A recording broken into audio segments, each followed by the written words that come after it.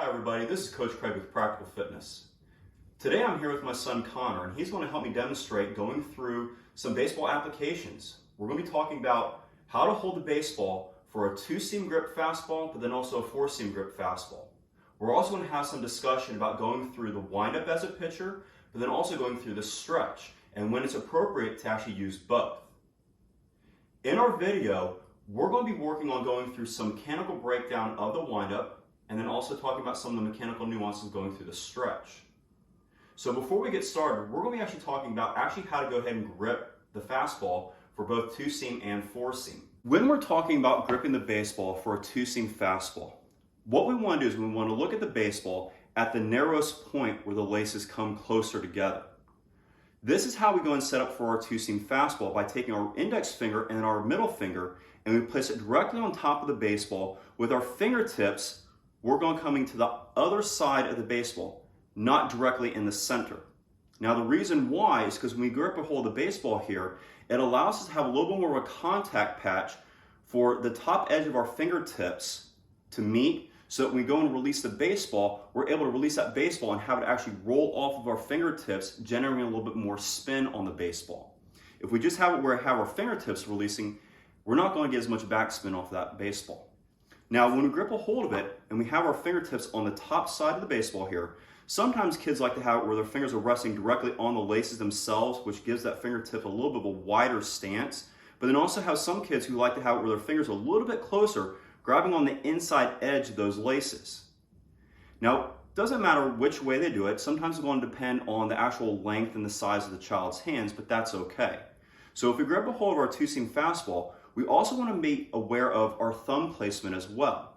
We don't want to have it where our thumb is sitting on the outside of the baseball where it's directly underneath our index finger. And we also don't want to have it too far over to where it's sitting underneath our middle finger. We want to have it right there in the dead center of the baseball. So again, as we release, our thumb is basically going to be able to get out of the way of that rotation, and those fingers are going to help push that baseball towards the plate, creating that backspin, helping get that velocity and that accuracy as well. Now when it comes to our 4-seam fastball, we want to look at the baseball almost like a horseshoe, okay? Now what's going to end up happening with this is we want to have the open side of our horseshoe facing out away from the player. So if it's a right-handed pitcher, that open end of the horseshoe is going to be facing towards third base. If it's a left-handed pitcher, it's going to be facing towards first base. But what we want to do again is we want to take our index finger and our middle finger, and we want to lay them across the top edge of the baseball again, so that our fingertips themselves are coming to the outside edge of the laces that are closest towards home plate. Now again, the reason why is because again, when we release that baseball, we want to use those tips of the finger to help get that generation of rotation coming from that baseball again towards the plate to help generate that velocity and that accuracy. But the nice thing about a 4-seam fastball is it gives us different 4 points of contact. 1, 2, 3, 4, okay? Now again, when that baseball sits on here, you're going to actually have it where that ball is a little bit closer in towards the palm of the hand, and that's okay? Because what it's going to do is going to help then generate that baseball to have a little bit more of a jump on it than a 2-seam fastball would. You're going to have a little bit better control. So that's our 2-seam and our 4-seam grip. All right, gang, now we're going to be talking about going through the windup. So the windup has a lot of unique parts to it, but they're all relatively universal in their approach for each and every pitch that's out there. But one of the things that's going to end up happening is, especially when it comes to going into that initiation of the windup, each player is going to have a little bit different unique flair for how they go about doing it, okay? Now, the different parts of the windup are this. We're going to go into our rocker step. We're going to turn our foot into a pivot so it lines up flush against the rubber itself of the mound. We're going to go into what used to be called our balance point, but some coaches now call it a knee drive or a power position. So we're going to go into our knee drive power position, balance point. We're going to have our hip facing towards the plate, and then we're going to go into our hand separation, coming back, getting that elbow facing towards second base, and then we're going to finish with our follow through by pulling our glove side elbow through, letting that hand release down and forward, reaching our whole entire arm and shoulder towards the plate, letting our hand finish to the outside of our pivot leg or our finish leg, so our arm helps go into a deceleration.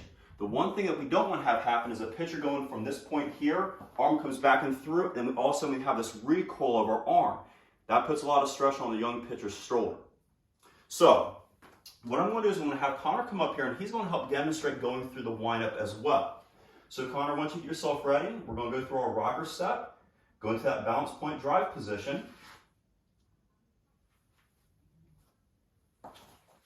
Good job, bud. Nice job. Now, before we're going to kind of critique Connor's wind-up stance just a little bit, go back into your steady stance right away, okay? Now, I want you to hold tight right here for a second.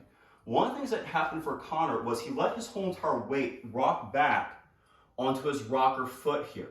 When that happens for a young player, their whole entire body weight is coming backwards, and at this point in time, they become off balance.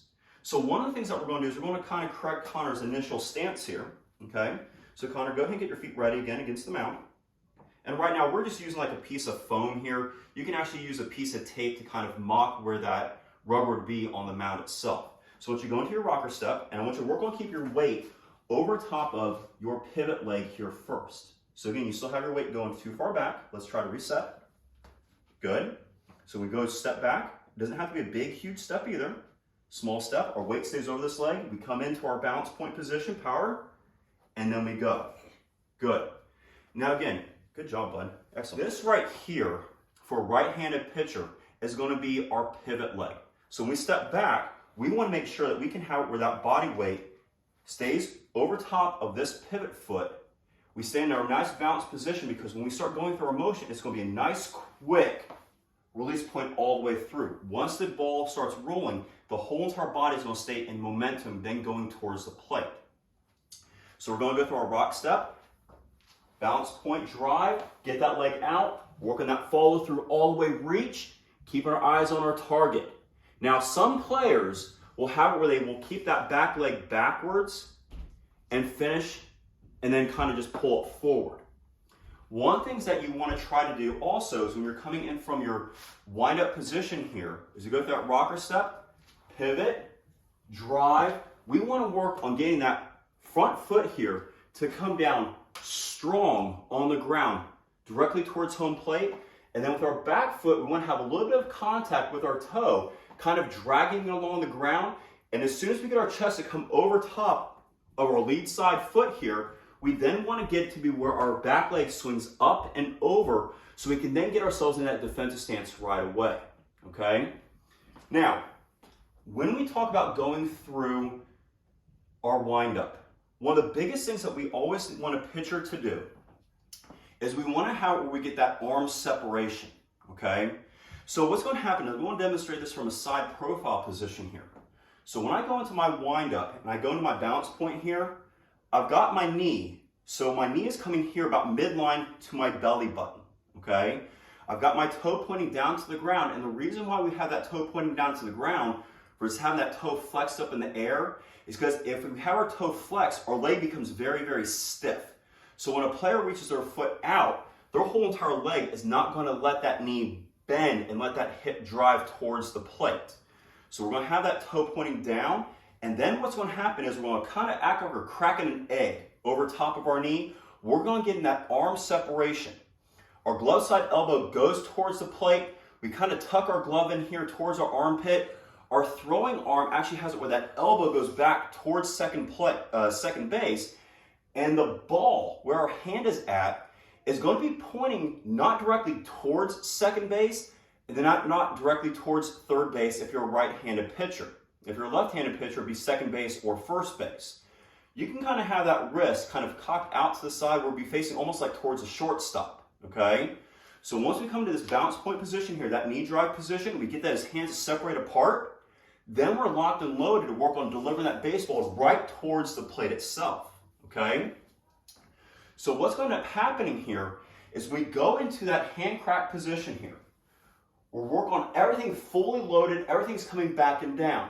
Now, something that always has a tendency to happen is when we bring an arm through, some players will take that elbow and keep it bent all the way through and let that elbow drive down towards the hip and keep that slight bend within our arm itself. We want to try to do what's called stay behind the baseball.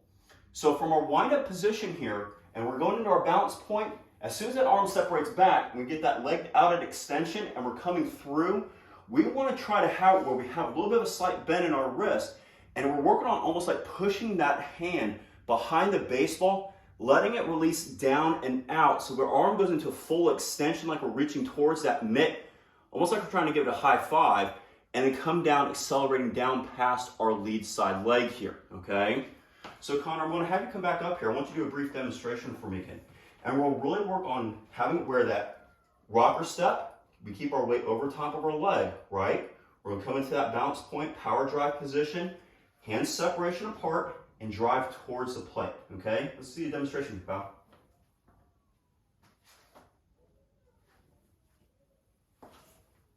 Good job, kid. Excellent work, good demonstration right there, buddy. So you're gonna step off to the side here. Now, again, when we go into our windup, usually that's at the start of a game. There's nobody on base because, again, this takes a lot of time to generate that momentum and actually go through the windup. So ideally, you want to have where there's no runners on, all right? Now, when we go into our stretch here, this is an opportunity where we have an individual on base, then we want to have where our movement is a little bit quicker, a little shorter. The one challenge and one difference between the windup and the stretch is the stretch doesn't allow us to have that initial momentum of force generation to go through the rest of our movement. So sometimes a pitcher can actually lose a little bit of force in their throw. So what's going to happen is we come into our stretch position here. We're going to have our feet separated apart.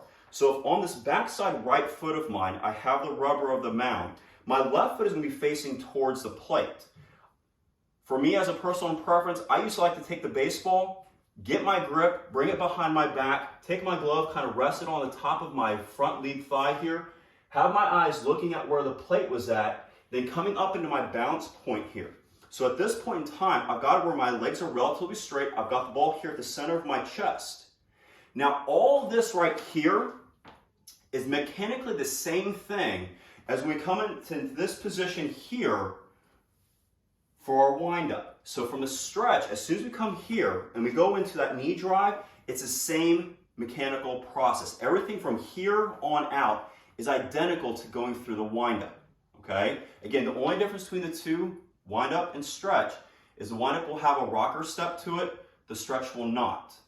So from this position here, I've got my foot resting against the rubber, I've got my foot out in front here, I'm checking, getting myself ready to throw that ball towards the plate. I come up into my set position here. From my set position, I have to hold for just a moment. I cannot, as a pitcher, come here and all of a sudden do this because you've never come into a set point. And as the kids get older, that's going to turn into a balk, which will, unfortunately, if there's a runner on base, help them progress to the next one. So from here, we come to our balance set point. We go into our knee power drive. We work on getting that extension. Arm comes back and through. We have that baseball facing towards second base here, shortstop. Follow through on your throw. And again, we're decelerating the arm by letting it swing all the way through. Back leg comes through and forward. We're back into our defensive stance. Connor, do you want to help demonstrate going through the stretch here, pal? All right, big man. So Connor, he's looking at the plate. He's feeling comfortable with where he's going to be making his throw. He comes up to his set position, goes into his balance point knee drive, releases all the way through, finishing that back foot through for our defensive stance, and comes through, okay? Good job, kid. Nice work.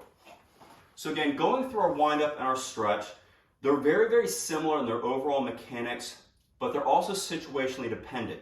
Now, I will be honest with you. As our younger pitchers are learning how to go through their pitching motion, and they're getting their confidence with being able to put their body behind the baseball, and they're learning that accuracy, it is perfectly okay for our young athletes to start off here in the stretch position, getting their body set, maintaining focus on where they're going to get ready to throw the ball, come into that balance point knee drive position, then working on getting that leg extended out, coming to that breaking point with the ball, following through on their throw, okay? So again, it depends on what your young athlete is going to feel most comfortable with. The reality is practice both. It's very, very important for our athletes to get used to both the windup and the stretch. Now again, there are some different pitches that are out there that will show a different windup than what another one will. Again, it's all going to come down to individual style. You know, some of our athletes are going to see a picture that they like seeing on TV. They're like, wow, that's really cool. I want to try to emulate that. Let them give it a shot. If it doesn't work, then it's an opportunity to work on correcting and helping them advance themselves as an individualized player, okay? So that's one of the neatest things about baseball, gang, is you can have a coaching philosophy that's out there, but it doesn't always work. You have to look at what the athlete is capable of and what they're going to be able to do and have success with. Thanks for watching.